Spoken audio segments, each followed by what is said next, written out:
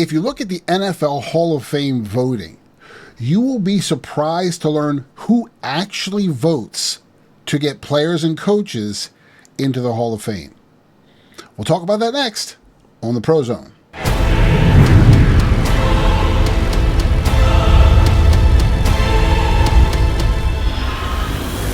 Welcome to the ProZone. I'm Matt Roberts. So the Oscars are coming up this weekend, and I was looking over the Oscars, and I was like, you know what?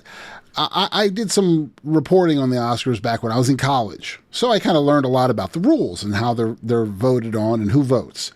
Then I started thinking about the Hall of Fame, and I went, wait a second. Now, who votes in the Hall of Fame? And there are 50 votes in the Hall of Fame. So you're figuring, okay, players, coaches, they're going to be voting for the Hall of Fame. No. You actually have 50 votes to get someone in the Hall of Fame, right? 50 votes, 50 voters. Of those voters, 44 of them are sports writers. Only 4 of them are actual Hall of Famers, former NFL players. The rest are just sports writers. And there are like 2 alternates in there, okay? That's it. Only 4 Hall of Famers are voting for people to get in the Hall of Fame. That makes no sense at all. So why are these writers getting special preference? I mean, first off, let's talk about writers. Writers have a bias. They just do. They have a bias toward their teams in their market. They have a biases against the teams that are playing their teams in the market, right? They have grudges against coaches. They have grudges against players. Coach doesn't give them the right interview over the years, or is a little bit caustic with them because they start the problems, kind of stir up some shit so they can get their articles. They're going to have a problem with the coach. If they have a problem with the coach or the player, you think that's not going to come back and bite them in the ass? I'll show them, because these sports writers, mark my words, they are some of the most petty little bitches. You have no idea. Because these are guys, the vast majority of them, I'm going to go out on a limb and say, I would say almost most of them never played above a high school level for football. And I guarantee you they probably never played in college. If they made college, it was like D3, but they never played at a highly competitive level at D1 or anything. And they definitely didn't play in the pros. So these sports writers, they're either petty and bitter or fanboys. And either way, it's not a good mix. So these guys don't understand what players have to go through. I don't care if they cover them or not. They just don't understand because they don't live it day to day. They're not on the gridiron. They're not playing. They're not traveling like they're playing. They're not working out. They're not in that heat. They're in their little cushy assignment rooms, writing on their little laptops. And these are petty. These guys have a problem because a lot of them couldn't make it into the pros or couldn't make it succeed in high school. So because they say if you can't teach, if you can't write about it, they can't do it. So they're writing about it. Oh, are you slamming all the sports writers? No, I'm not slamming all of them, but I guarantee there's enough of them. I guarantee it. So what I want to do is, and boy, it sounds like you're really being rough on them. I am being rough on them because they shouldn't be voting for football players or for coaches because they didn't play the game. They don't understand it. They don't know what goes into it. So let's talk about, so I'm going to go down the list here, all right, of every single person that votes this past year who voted in the Hall of Fame, okay? Now, you remember, they voted against Belichick, right? And one of the guys said, I forget who it was, he went, I think Belichick needs another year. And then after a year, then we'll let him in next year. But because of his cheating, well, that's not your place to decide. He already paid his fines. He already paid his dues. He already got penalized by the NFL. So did Robert Kraft. And both of them got skipped over this year. And they belong in the Hall of Fame. I'm not, I did a whole video before about Belichick. And he cheated. Sure, I got it. Others have cheated too. I mean, he stole signals. That's what all coaches steal signals. It is what it is. It doesn't make it right. He got caught. But the fact is that he should have been in the Hall of Fame. That's it. You can't take away his achievements over the years and all the Super Bowl trophies he's won and the success he's had.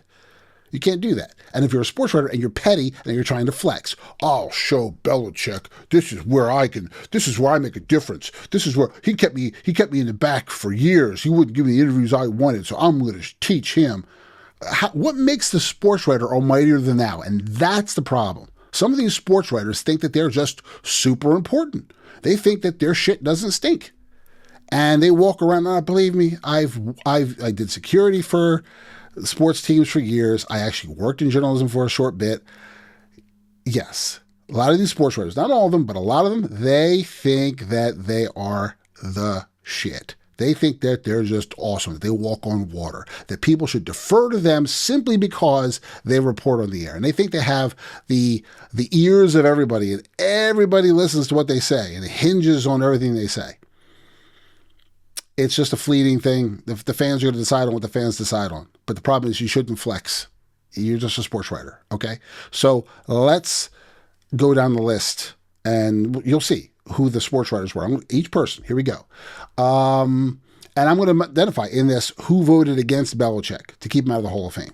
Just this list. This is not a defense of Belichick. This is just to show you what the sports writers can do. Kent Summers, Arizona, retired Arizona Republic. Don't know what that is. But he's a reporter. Derek Ledbetter from Atlanta. He represents Atlanta. These guys represent their teams. Atlanta Journal-Constitution newspaper. Scott Garceau, I'm not going to spell his name. I'm not going to pronounce all his names. From Baltimore, 105.7 The Fan. Radio. Vic Carucci, Buffalo, WGRZ TV, reporter. Darren Gant, Carolina Panthers. Probably a blogger for them. Dan Pompei, Chicago, from The Athletic, another blog. Athletic. It's just a blog, just an internet blog. That's all it is. Jeff Hobson from Cincinnati, Bengals.com. He works on their website. Reporter for the team. Tony Grazzi from Cleveland, ESPNCleveland.com and WKNR Radio. Journalist. Reporter. Rick Gosselin, Dallas, Talk of Fame Network. I mean, seriously, each one. Jeff Legwood, Denver, ESPN.com. This guy from Detroit, Detroit Free Press, Green Bay Press Gazette. So far, we got Buffalo, Chicago, and the Cleveland rep all voted against Belichick. Gee, how about that? Buffalo, Cleveland, Chicago, teams that normally play the Patriots during the year. Oh, there's more. Green Bay Press Gazette, we did that. This guy, John McClain from Houston, Sports Radio 610. A guy from Indianapolis, Fox 59, CBS 4, reporter. And the guy from Houston, he voted against Belichick. Oh, what else is there? Jacksonville, samsportsline.com, Kansas City Star, Las Vegas, Raiders.com. All reporters and bloggers. Los Angeles Chargers, Sports Illustrated. Los Angeles Rams, Sirius XM NFL Radio. What the frick do you know about playing football or coaching? You don't know a damn thing. All you do is talk about it. You don't do it. You've never done it. Oh my God, I'm getting more incensed as I read this. Armando Salguero from Miami for Outkick.com. That is a sports/politics blog. I mean, seriously? For crying out, Outkick? Give me a break. That's more self-important crap right there. But Matt, wouldn't you vote if you had the chance? No, because I don't agree with it. I would not vote if I had the chance because I didn't play the game. I played in college. I played D1 ball, but that doesn't qualify me to vote for an NFL Hall of Famer. Let's continue. Sports Illustrated, here we go. Mark Craig, Minnesota, Minneapolis Star Tribune. New England, Talk of Fame Network, another one from the same place. New Orleans, Times-Picayune. The Jets, ESPN.com. Philadelphia, the 33rd Team, and PhillyMag.com. Seriously? Rich Cimini, really? Of all the sports media, and this is my area, Philadelphia, right? Of all the sports media in Philly, they pick that? I mean, 33rdteam.com and Philly Mag, so a personal blog, whatever that is, and Philly Mag, of all the things, 610 WIP, 94.1, 610 WIP, 94.1 FM now, a YSP. Was it 97.5, The Fan? I think that's what it's called. That one? I mean, you have all these network, I can't believe it, but that's who they pick? Seriously. That's from Jets. Paul Domowitch. Never mind. Paul Domowitch. That's the Philadelphia guy. Oh, dear God, Domowitch. Oh, You have no. Okay. Jerry Dulac from Pittsburgh Post-Gazette. We got a guy from NBC Sports Bay area for San Francisco. Seattle, The Athletic. Tampa Bay, JoeBucksFan.com. Tennessee, PaulKuharski.com. Oh, that's Paul Kuharski. Really? Jarrett Bell from Washington, USA Today. And the guys, some more guys who voted against Belichick. The guy from Miami, in division rival. The Giants, the Jets, some New York teams, jealous. Seattle, Tennessee, Washington. Okay, let's keep going. PFWA. What is that? Hold on a second. What is that? That's just who he is. Okay, so Dallas Morning News. Then we have your at-large guys. You got retired from the NFL office, Joel Bussert. All right, I guess an executive. That's one of your alternates. Mary Kay Cabot, who's an at-large reporter. Not even affiliated with the city, just at-large generic reporters, right? Cleveland Plain Dealer. Jason Cole from Fansided.com. Fansided? You letting Fansided vote on Hall of Famers? Are you kidding me with that rag? This guy here, Frank Cooney from the Sports Exchange. Tony Dungy. Now, Tony Dungy is a Hall of Famer. So, yes, he should vote. NBC Sports Football Night America, Hall of Famer. See? Dan Fouts, another Hall of Famer. He's a broadcaster. Don't care. They were Hall of Famers. Got a girl, Lindsay Jones from The Ringer. Never heard of it before. You have Mark Judge from Talk of Fame Network. That's 3 from Talk of Fame Network. Sounds like a blog for the Hall of Famers. I don't know. I didn't go to it. I don't care. They shouldn't be doing it anyway. This guy from NFL Films. NFL Films should not be voting for Hall of Famers. You look at video. I do video production, for crying out loud. I don't give a crap how much film you watch. Do you coach? Do you play? No, you don't. You hold a camera or you edit. Or you're a reporter for them. No. Let's see. Who else is there? CBS Sports Hall of Famer. Who's that?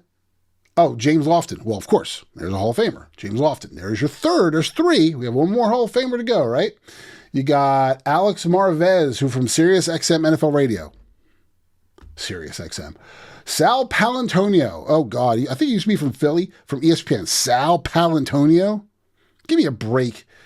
Bill Polian, Sirius XM NFL. He's a Hall of Famer, at least. He's on Sirius XM, but Bill Polian's an actual Hall of Famer. Cool. I don't care if you're a journalist now and are a Hall of Famer and were before and played the game. That's different. Even if you're a journalist who was elected into the Hall of Fame, okay, that's fine. But there's going to be categories. And I'm going to break that down in a second. You got Lisa Salters from ESPN Monday Night Football. No, Jim Trotter, who's retired from The Athletic. This other guy from Pro Talk Football, and a retired guy from the Associated Press, Barry Wollner. Well, if you're retired and not currently writing, then why are you voting? Are you voting at all if you're a reporter? Okay, so what's my beef? Well, like I said, my beef is, I'm sorry I'm ranting, my beef is you didn't play the game. You don't understand what it takes to play the game or coach the game. The sacrifices that go into it. Okay, you don't. The ones who understand that are the players and the coaches themselves. Now, flip that. I mentioned the Oscars, and this is what I thought of. When the Oscars are voted on, I'm not a big fan of the Oscars. Used to be a huge fan of the Oscars, but now they become really crappy. But still, the voting's still the same, okay? When you're voting on an Oscar, the way it works is if you're a director, you're voted on by the directors. Only directors vote on directors. Only actors vote on actors. Screenwriters, cinematographers vote on cinematographers. That's how it's done. You're voted on by your peers, people who have done it, who do that on a regular basis. That's their lifeblood, okay? They live it, they breathe it, and they know it inherently. So when you're voted on by the people who absolutely practice your craft, that's a huge honor because they're saying, you know, man, I'm a cinematographer too, but this guy killed it in cinematography, or this girl killed it in screenwriting. I mean, yeah, I'm going to vote for this person. That's what they vote for, their own category. So my suggestion for the Hall of Fame in this ridiculous voting system is you scrap it. And what you do is, if you're in the Hall of Fame and you have specific categories of Hall of Fame, you allow those people in those categories to vote for those people that are nominated for the Hall of Fame. Everybody votes for a nominee, right? But then you vote for that category. So coaches vote for coaches. Your players vote for players. Now, you can even break it down further. If you have enough players in the Hall of Fame, you break it down further and you say, running backs vote for running backs, receivers for receivers, quarterbacks for quarterbacks, linemen for linemen, offensive, defensive, secondary for secondary. You could do it that way. Now, the difference is, as in the Academy of Motion Picture Arts and Sciences, the ones who vote for the Oscars, they have 10,000 people in the Academy. 9,905 of them are actual voters, right? So of those, you have 9,000 people to vote for all those categories. So you have a lot of people. See, the Hall of Fame only has 382 members total, okay? So this is through 2025. So it's kind of hard to break that. It's a far cry from 9,905 voters, right? But you know what? It doesn't matter. It doesn't matter how select a group it is. At a minimum, you have players vote for players, coaches vote for coaches, or players and coaches vote for players and coaches. Now, there are writers and media that get into the Hall of Fame. Guess what? Then you have a portion of the sports writers who actually vote for the media that get in the Hall of Fame, broadcasters and whatnot. That's all. It's that simple. So if you have 50 votes, 50 voters total for the Hall of Fame, a 2/3, 1/3 would be nice. How about, 35 players and 15 of them for sports writers, and then they vote. Or you're doing half and half split. Half of your sports writers, they vote for sports writers. The question is how many sports writers get in every year? How many are nominated? Okay, so the way the sports writers it's done is there's a National Sports Media Association, and they vote for, like in 2025, 40 all-time greats were listed as finalists for the 2026 Hall of Fame class, while over 500 media practitioners were finalists for state awards. So the Hall of Fame class, there were 40 that were listed, and of those, the top 10 vote getters are placed on the final ballot. So you got those people who could potentially be voted into the NFL Hall of Fame and have to be voted on. But there's also their own Hall of Fame, the Sports Broadcasting Hall of Fame. Open call for nominations for over 10,000 professionals annually. So they have their own Hall of Fame. Now, if you're a huge contributor to the NFL, you could be under consideration. But there's not a common thing. You don't have a lot of sports writers every year getting voted on. Well, that means you don't need as many sports writers voting on them. They're already going through a gatekeeper. They're going through the National Sports Media Association, the NSMA. They're going through that. Once they go through that, they get to the next level. It's just a matter of the final gatekeepers. 15 sports writers, 10 sports writers. That's all you need. 10 sports writers to vote on the one or two, usually about one, if they're lucky, to make it to the final NFL Hall of Fame ballot. That's how it should go. Then your coach can be voted on by coaches and players. Players are voted on by players and coaches, or players just by players. Because there's going to be more players in the Hall of Fame than there are coaches. So you just do it that way. It makes far more sense the way the Oscars do it. That's just logical. But for some reason, they're giving sports writers all this power, and there's no reason for sports writers to have all this power over the Hall of Fame. Why are you getting so wrapped up about it? It's just a Hall of Fame. Because the Hall of Fame is supposed to mean something. All right, sports are getting diluted on a regular basis as it is now. The quality of product is going down. The Hall of Fame is something of respect. I mean, even the players aren't really happy with it. Deion Sanders, he was talking. I'm not a huge fan of Deion, okay? But let's take a look. Let's listen here. We got a couple different people that were talking about this. First off, we have Deion talking here. Let's hear him. So you think only ask the Hall of Famers? So you think Hall of Famers should vote on other Hall of Famers? I think so. I don't want. No one's ugly. Let's not get that, because I had to choose my words. There's no one ugly in this world. But I wouldn't want the Grinch who stole Christmas voting on a beauty pageant. Think about what I just said. I'm tapped out. Not the most eloquent way of saying things, but yes, if you've never played the game, then you don't understand the game. He said, the Grinch voting for a beauty pageant. He basically is saying that the sports writers are the Grinch.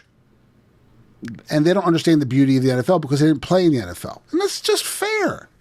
It's just fair. What was his name? Who was that?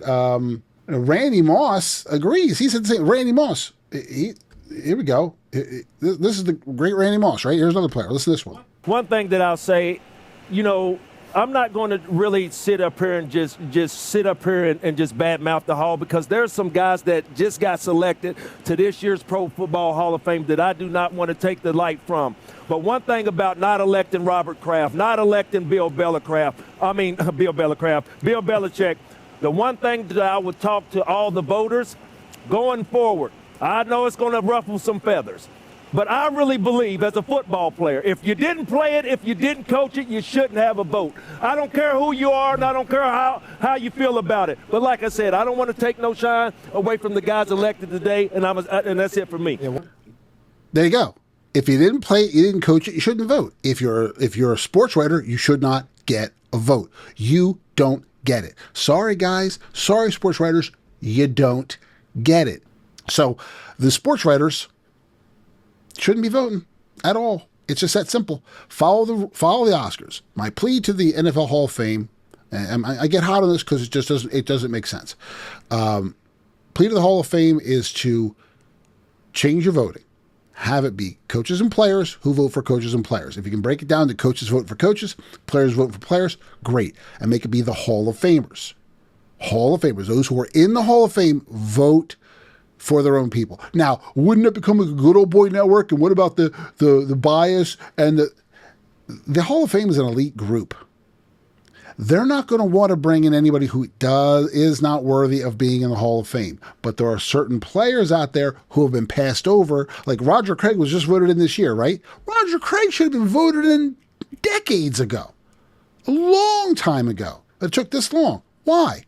Because you have sports writers doing it, and the sports writers have recency bias. They don't follow the whole history of it. They don't remember stuff. You got young guys who are doing blogs who've never watched. I like to say that a lot of people do this online. Your history of sports begins with the day you were born. Some of those sports writers were not born long enough ago to have watched Roger Craig at his prime. They don't know, so they can't vote on Roger Craig because they don't understand. I don't care how much you read. If you did not witness it, you didn't play against him, you don't understand it. So these Hall of Famers, they know the game. It's that simple. They know the game inside and out because they lived it. That's how it needs to be. The NFL is very specific. It's funny. They have very strong traditions. Like, for example, I was doing some work years ago for the Miami Dolphins. Miami Dolphins, they have a team that gets together, and they have every year when one of the NFL teams, the last undefeated team, loses their one game, and they're no longer undefeated, then the Miami Dolphins have a party. These guys from the 72 team get together, pop champagne, and they celebrate that undefeated record still being theirs. And that's a pride and an honor and a history that goes with the NFL. That's what would come from the Hall of Famers voting only for Hall of Famers. That's what needs to happen. So when you're watching the Oscars this weekend and you're seeing who's winning, remember who voted for who. Each group votes for their peers. And that's what should happen in the NFL Hall of Fame. If you don't agree with me, let me know. I'm right. And the NFL players agree. But I want to hear your feedback. Until next time, I'm Matt Roberts. Thank you for watching the ProZone. Know your goal. Hey guys, thank you for watching the ProZone. Make sure you check back for more episodes. And if you haven't done so already, like, share, subscribe, and ring the notification bell so you don't miss what we have coming up next.